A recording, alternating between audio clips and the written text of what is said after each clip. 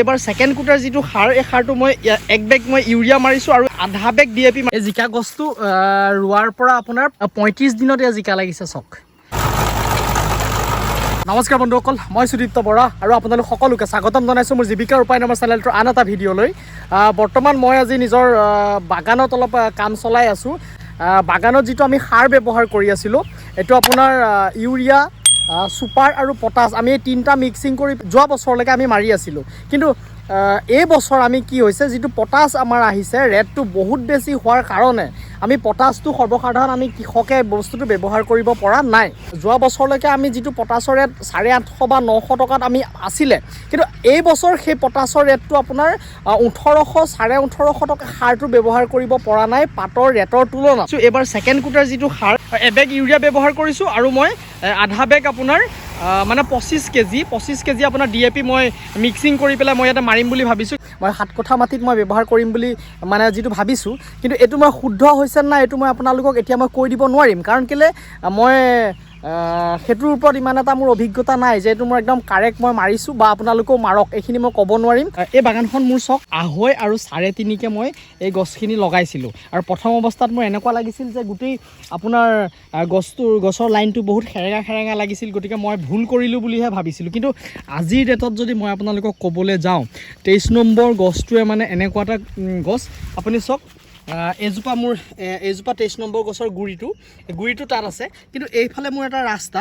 গতিকে এই ৰাস্তাটোৰ কাৰণে ই অকণ মানে মুকলি পাইছে, এইফালে সুবিধা পাইছে, গতিকে এইফালে ফেৰ মেলি পেলাই সি বেছিকৈ আহিছে। চাওক গছজোপা সিটো ছাইডে যিমান গৈছে তাতকৈ আপোনাৰ এইটো ছাইডে বেছিকৈ আহিছে। কাৰণটো হ'ল আপোনাৰ এইটো জেগাত অকণমান মুকলি পাইছে, গতিকে 23 নম্বৰ গছটো যিমানে জেগা পায় সি সিমানে ডাঙৰ হৈ আহে। গতিকে আজি তাৰিখত মই যদি আপোনালোকক ক'বলৈ যাওঁ, এইটুকুৰা মাটিত বা এইখিনি গছত মই খুব ধুনীয়া এটা ৰিজাল্ট পাই আছোঁ। চাওক এইটো লাইন এটা, এইটো মই মানুহ পাত ছিঙিবৰ কাৰণে অকণমান ডালখিনি কাটিহে ল'ব লগা হৈছে, ইমানেই নহ'লে মানুহ মোৰ যাবলৈ আপোনাৰ বাট নাইকিয়া লেখীয়া হৈ গৈছিলে। সাঁচি গছখিনি মৰা নাই আকৌ, আপোনালোকে যদি মানে এইখিনি কি হৈ যায় আমাৰ এই টাইমটোত এই সাঁচি গছত এটা বিছা পোকে আপোনাৰ গছখিনি গোটেইখিনি খাই দিয়ে। চাওক আপোনালোকে এইটো এটা বিছা লাগে, গোটেই পাতখিনি আপোনাৰ খাই পেলাই তথাপিতো কিন্তু গছখিনি মৰি নাযায়, আনকি ছাললৈকে খাই দিয়ে, কোমল অংশৰ ছাল পৰ্যন্ত বিছাটোৱে খাই দিয়ে। এয়া চাওক মোৰ এয়া গছখিনি এনেকৈ লাইন পাতি পেলাই কাষত আছে, আৰু তাৰ কাৰণে মোৰ এটা প্লাছ পইণ্ট হৈছে কি গম পায়, মই এই যিখন জেওৰা মই দিছোঁ এই জেওৰাখন মই মাটিত পুতি দিবলগীয়া হোৱা নাই, মই আৰামছে সাঁচি গছজোপাত মই বান্ধি দিব পাৰিছোঁ তাত। তাৰ কাৰণে মোৰ এটা প্লাছ পইণ্ট হৈছে কি মোৰ যিটো গৰাটো খহি যোৱা নাই। যদি মই জেওৰাটো আপোনাৰ পুতি দিওঁ তেতিয়াহ'লে গৰাটো এটা ফাট মেলি পেলাই গৰাটো খহি যায়, তললৈ পৰি যায়। কিন্তু মই এই সাঁচি গছখিনি মোৰ থকাৰ কাৰণে মই যিখন জেওৰাখন মই পুতিব লগা হোৱা নাই, সাঁচি গছত মই বান্ধি দিছোঁ, গতিকে মোৰ জেওৰাখনো মোৰ এটা লাষ্টিংটো বেছিকৈ কৰিছে আৰু আপোনাৰ গৰাটো মোৰ খহা নাই। এজোপা মোৰ মাজত সাঁচি গছৰ মই মাজৰ লাইন এটাও দিছোঁ। এতিয়া মই আৰু এটা সুবিধা কৰিছে গছজোপাই, মোৰ যেতিয়া ৰ'দত যেতিয়া মোৰ পাতটো থ'বলৈ হয় তেতিয়াহ'লে মোৰ থ'বলৈতো আপোনাৰ অকণমান ছাঁ লাগিব, গতিকে ই অকণমান মোক ছাঁহো দিছে। এই গছজোপাই মোক অকণমান মানে ছাঁটোও দিছে, গতিকে মানুহটো অকণমান ৰ'ব পাৰিছোঁ আৰু চাহপাতৰ বেগটো মই ইয়াতে ৰাখিব পাৰিছোঁ, সেইটো এটা মোৰ প্লাছ পইণ্ট। বন্ধুসকল এয়া চাওক আপোনাৰ জিকা খেতি, আমাৰ খুব দাদা এজনে খুব ধুনীয়াকৈ জিকা খেতি কৰিছে। এয়া চাওক জিকা লাগি আছে, এবিঘা মাটিত এই জিকা খেতিটো কৰিছে, আৰু ওপৰফালে আপুনি চাংখন চাওক এনেকৈ দি ৰাখিছে। এইটো ৰছীটো মোটামুটি 15 কেজিমান ৰছী লাগিছে বুলি কৈছে, এইটো 80 টকাকৈ কেজিটো কিনি আনিছে। আৰু এই এবিঘা মাটিত জিকা খেতি কৰোঁতে তেখেতৰ মোটামুটি 15,000 মান টকা এটা খৰচা হৈছে বুলি কৈছে। কিন্তু এতিয়া বৰ্তমান জিকা ছিঙি আছে, জিকাটো আপোনাৰ ইয়াতে ডেইলি ছিঙি আছে তেখেতে, আৰু 50 টকাকৈ জিকা বিকি আছে পাৰ কেজি। আৰু ইয়াতে যিটো সাৰ দিছে এই সাৰটো আপোনাৰ আমাৰ কোনো ইউৰিয়া বা বেলেগ ধৰণৰ সাৰ ইয়াতে দিয়া নাই, এইটো আমাৰ যিটো ছাগলী গু আৰু আমাৰ যিটো গৰু গোবৰ, এই গোবৰ এনেকৈ দি পেলাই আৰু এটা বস্তু ইয়াতে দিব তেখেতে, যিটো আমাৰ ব্ৰইলাৰ গুটো, এই তিনিটা বস্তু দি পেলাই খেতি কৰিছে খুব ধুনীয়াকৈ।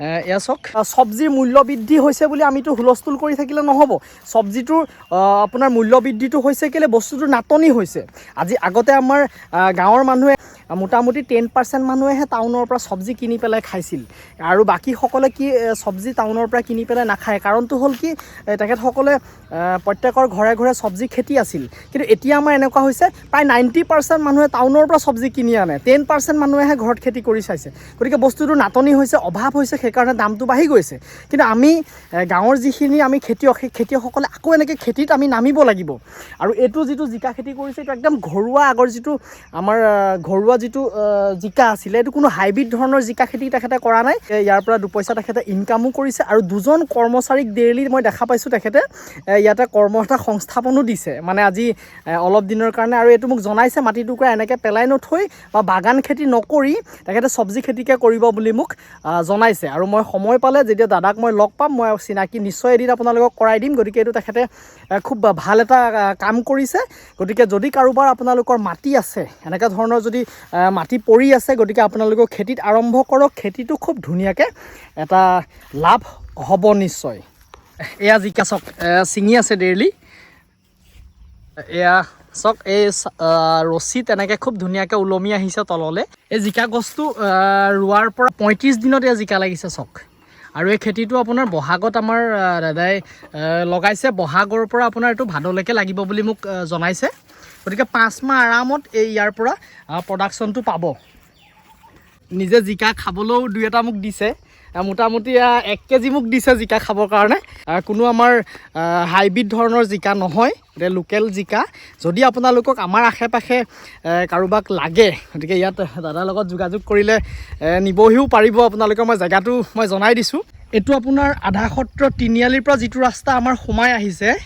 ঠিক এইটো আমাৰ MV স্কুল চাৰিআলি ওলাইছে গতিকে সেই তাৰ বাটতে আপোনালোকে দেখিব জিকা খেতিটো ইয়াতে আছে কাষত বন্ধুসকল মই এতিয়া আপোনালোকক আৰু এটা বস্তু মই দেখাবলৈ আহিছোঁ চাওক এনেকুৱা ধৰণৰ পানীৰ পাইপ বহাই আছে আমাৰ ইয়াতে মানে মোৰ ঘৰৰ পৰা ঠিক আধা কিলোমিটাৰ আঁতৰত এটা ৱাটাৰ ছাপ্লাই বহিছে গতিকে সেই ৱাটাৰ ছাপ্লাই যিখিনি পাইপ হৈছে যিখিনি পাইপ মানে বহাইছে আগতে আমি কি দেখিছিলোঁ গতিকে তাত আমাৰ মানুহে লুঙি কোৰ দি পেলাই গাঁত খান্দে পানীৰ পাইপটো বহাবৰ কাৰণে কিন্তু এতিয়া আপোনালোকে মই এইবাৰ ফাৰ্ষ্ট টাইম দেখিছোঁ সেই বস্তুটো গতিকে খুব ধুনীয়াকৈ গাঁত খন্দা এটা বস্তু আনিছে ট্ৰেক্টৰৰ লগত প্লাছ কৰি লৈছে এটা মেচিন আনিছে খুব ধুনীয়াকৈ গাঁতটো খান্দি আছে মই আপোনাক দেখাম বলক এইখন চাওক আৰু ইয়াৰ ফিনিচিংটো চাওক আপুনি বন্ধুসকল এই গাড়ীখনৰ যিজন পাইলট মই পাইলটক লগ পাইছোঁ পাইলটৰ লগত মই দুই এষাৰ কথা পাতিব বিচাৰিছোঁ তোমাৰ চিনাকিটো দিয়া নমস্কাৰ মহম্মদ আমিনুল হক মোৰ হয় তোমাৰ ঘৰ ক'ত মোৰ ঘৰ নুমলীগড় এনাৰলৰ ওচৰত হয় আৰু তুমি এই যিটো ইঞ্জিনটো এইটো কিমানমান টকাৰ দাম হয় এইটো আপোনাৰ এনে মেচিনটো 4 লাখ টকা আৰু ধৰক ট্ৰেক্টৰটো সেইটো বেলেগ মেচিনটো মানে 4 লাখ টকা ন আৰু এইটো তুমি 1 ঘণ্টাত কিমানমান খান্দিব পৰা যায় 1 ঘণ্টাত আপোনাৰ মেক্সিমাম আপোনাৰ 400 মিটাৰ খান্দিব পাৰি 1 ঘণ্টাত ন 1 ঘণ্টাত হয় আৰু এইটো চব ইমান ধুনীয়া এটা ফিনিচিং আহিছে এজন মানুহে মানে ঘণ্টাত 400 মিটাৰ খান্দিব পাৰে গতিকে ইমান ধুনীয়া এটা ফিনিচিং এঙো আনিছে গতিকে ষ্টাৰ্ট কৰি দিয়াচোন গাড়ীখন এবাৰ খান্দি দেখুৱাই দিয়া এইটোতো বাৰু আপোনাৰ ট্ৰেক্টৰ ইঞ্জিন আমাৰ যিটো নৰ্মেল ট্ৰেক্টৰ হয় আৰু এইটো 4 লাখ টকা লয় বুলি কৈছে মেচিনটোৰ এইটোতো তোমাৰ অট'মেটিক গৈ থাকে আৰু খান্দি আহি থাকিব অট'মেটিক গৈ থাকিব হয় আপোনাৰ এইটো 4 হুইল গিয়াৰ আছে 5 চকাত হয় ইঞ্জিনৰ লগত একো কালেকশ্যন নাই অকল খালি ৰটাৰ ছাফটিংডালে ঘূৰাই আচ্ছা না তাত এক্সট্ৰা মেচিন আছে নি নাই ন এক্সট্ৰা আছে আপোনাৰ সেইটো সেইটো 4 হুইল গিয়াৰ হয় এইটো গিয়াৰ হয় আচ্ছা এইটো আপোনাৰ গিয়াৰ এইটো গিয়াৰ লিভাৰ ন হয় গিয়াৰ লিভাৰ হয় আপোনাৰ এইটো হাই গিয়াৰ ল' গিয়াৰ আছে আচ্ছা তাৰ মানে গিয়াৰ সেটটো গাড়ীৰ লগত কোনো কানেকশ্যন নাই গাড়ীৰ লগত কোনো কানেকশ্যন নাই অকলে ছাফটিংডাল ঘূৰাই গাড়ী আচ্ছা সব গাড়ী ষ্টাৰ্ট হৈ গ'ল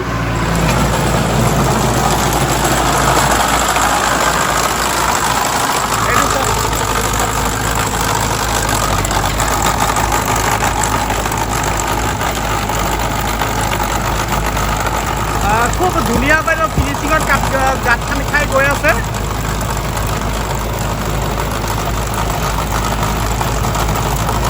এইটো চব ইয়াৰ গছৰ যদি শিপাও পায় খুব ধুনীয়াকৈ কাট খাই গুচি গৈছে। এইটো কিমান ফুট দ হৈছে? দটো কিমান ফুট হৈছে? আপোনাৰ দহটো এতিয়া বৰ্তমান 3 ফুট হৈ আছে। 3 ফুট দ হৈছে। আপোনাৰ 6 ফুটলৈকে দ কৰিব পাৰি। 9 ফুট? 9 ফুটলৈকে দ হৈ যাব। আপোনাৰ পেণ্ডেল যিমান দীঘল আছে সিমান দীঘল দ হ'ব। এইটো খাৰা কৰি দিব পাৰি, খাৰাকৈও কাটি দিব পাৰি। বন্ধুসকল দেখা পাইছে কি মেচিনৰ যুগ এতিয়া বৰ্তমান আহি আছে নহয়। আৰু এইখিনিয়ে কিন্তু আপোনালোকে আমাৰ যিটো মানুহৰ কামটো কিন্তু কমাই গৈ আছে। মেচিনে গোটেইখিনি কাম কিন্তু কমাই গৈ আছে। আগতে হোৱাহেঁতেন এইটো আপোনাৰ মানুহ দি খান্দিব লাগিলহেঁতেন, তো খন্দাহেঁতেন বহুত মানুহে ইয়াতে মানে হাজিৰা কামেই হওক বা ঠিকা কামেই হওক মানে বহুতে পালেহেঁতেন। 400 মিটাৰলৈকে এটা মেচিনে 1 ঘণ্টাত খান্দিব পাৰে বুলি কৈছে। আৰু তেতিয়াহ'লে আপুনি চিন্তা কৰক এটা দিনত এটা মেচিনে কিমান খান্দিব পাৰে। গতিকে সেইফালৰ পৰা চাবলৈ হ'লে বহুত পইচা এটা ৰাহিও হৈ আছে। কিন্তু আমাৰ বহুত বন্ধুৰে আকৌ পেটৰ ভাতো মৰি আছে গতিকে মেচিনখিনি অহাৰ কাৰণে। গতিকে চব বস্তুতে এনেকুৱা হৈ গৈ আছে, যিমানে মেচিন ওলাই গৈ আছে সিমানে কিন্তু আমাৰ যিটো কাম সেই কামটো কিন্তু কমি গৈ আছে। এয়া মোৰ আপোনাৰ পুলি বাগানখন সাৰ মাৰি থকা হৈছে। আৰু ইয়াৰ আগত মই বনমৰা দৰৱ মাৰিছিলোঁ, তো মই খুব ধুনীয়া কাম এটা কৰিছে।